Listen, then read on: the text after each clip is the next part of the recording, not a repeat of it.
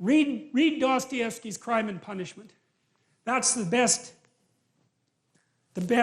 investigation of that tactic that's ever been produced. Because what happens in Dostoyevsky's Crime and Punishment is that the main character, whose name is Raskolnikov, decides that there's no intrinsic value to other people. And that as a consequence, he can do whatever he wants. It's only cowardice that stops him from acting, right? Because why would it be anything else if the value of other people is just an arbitrary superstition? Then why can't I do exactly what I want when I want? Which is the psychopath's viewpoint.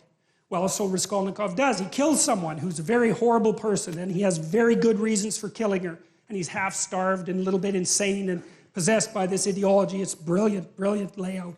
And he finds out something after he kills her, which is that the post-killing Raskolnikov and the pre-killing Raskolnikov are not the same person even a little bit.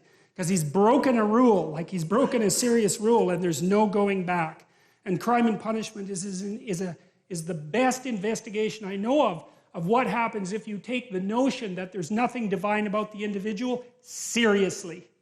Now, you know, most of the people I know who are deeply atheistic, and I understand why they're deeply atheistic, they haven't contended with people like Dostoyevsky, not as far as I can tell.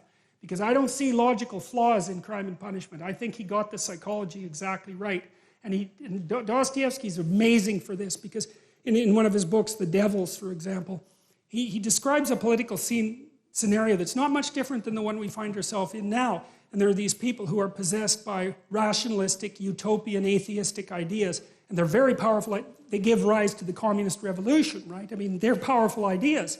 And his character, Stavrogan, also acts out the presupposition that human beings have no intrinsic nature and no intrinsic value. And it's another brilliant investigation, and Dostoyevsky prophesies, that's what I would say, what will happen to a society if it goes down that road? And he was dead exactly accurate.